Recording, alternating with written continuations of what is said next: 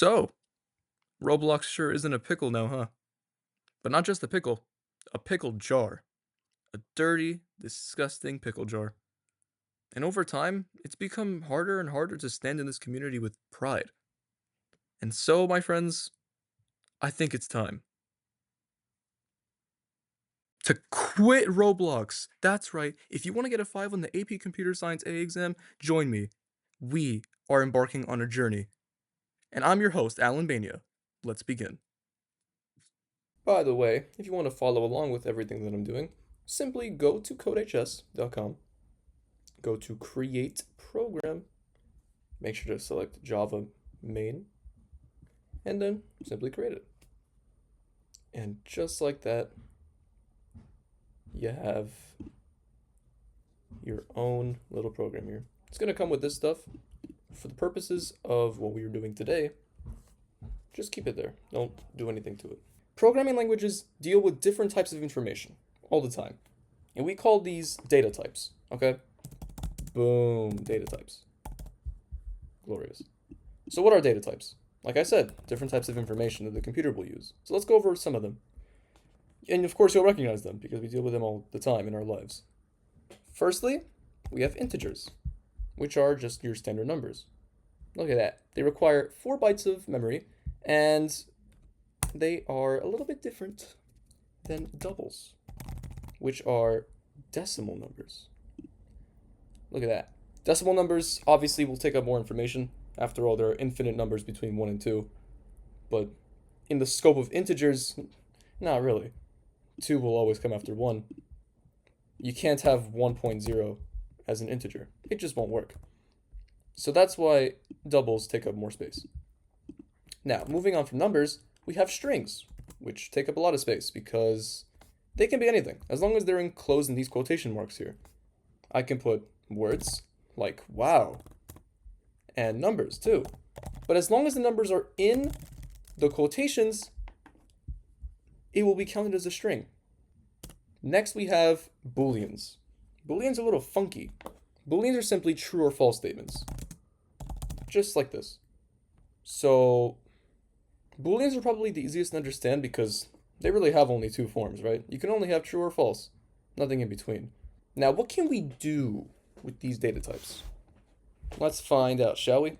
For numbers, which are, again, integers and doubles, we can do basic arithmetic operations, like addition, subtraction, multiplication, and of course, division.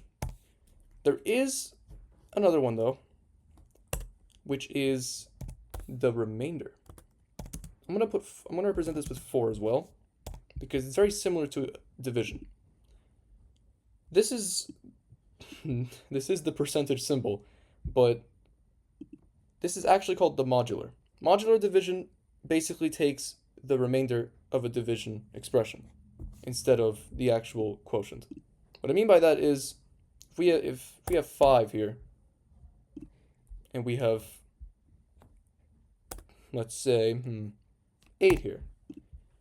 Now, we know 8 divided by 4 is 2. However, 5 modular 4 is 1. Because how many times does 4 go into 5? We're going back to basic math here, but 4 goes into 5 one time, with the remainder of 1. Whereas 4 goes into 8 twice, and there is no remainder. If we were to do 8 modular 4, we would actually get 0.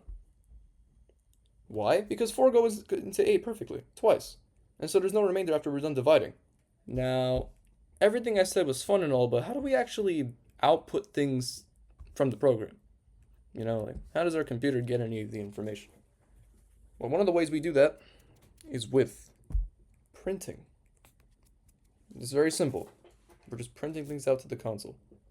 In order to do that, we're going to use some special words here, so bear with me and type these exactly the way I type them, because it won't work otherwise.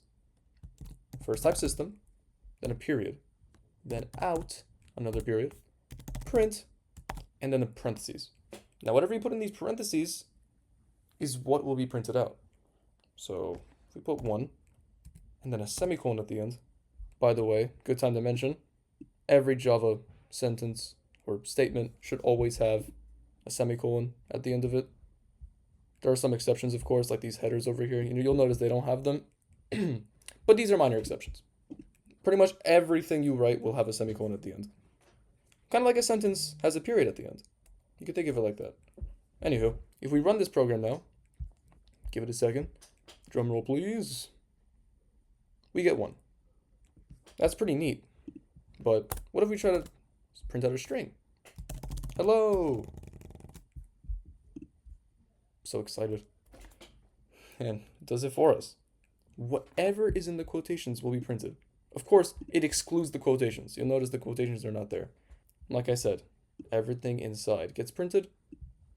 Everything outside of it does not.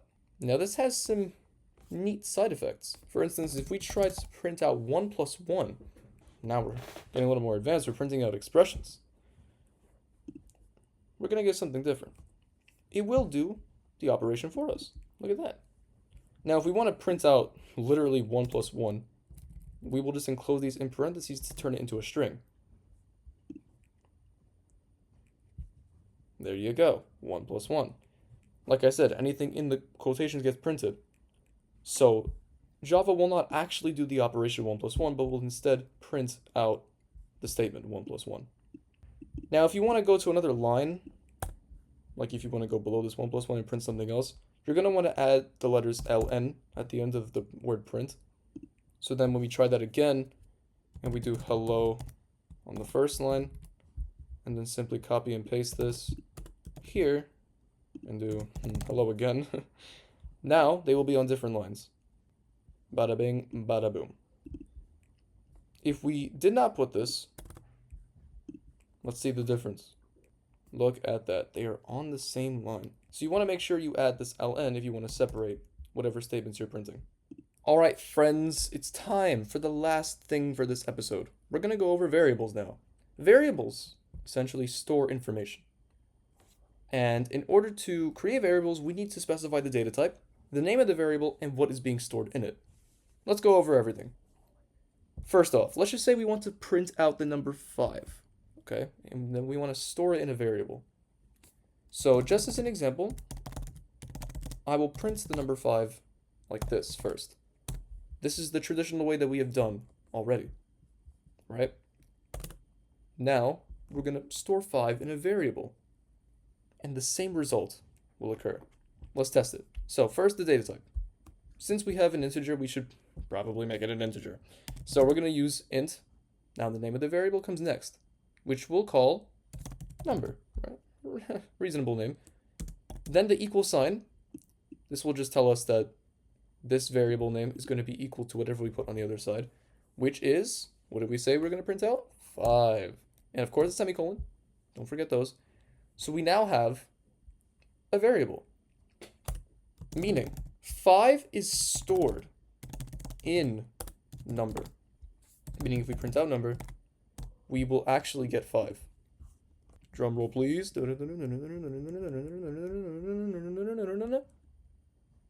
Whoa! I'm seeing double. Would you look at that, guys? We did it. We printed a variable. Now, let's just say we wanted to do number plus 5. What do you think will happen now? Take a guess. Look at that, we got 10. As I already said, number stores the value 5, meaning whenever we reference number in our program, it will always point to the number 5.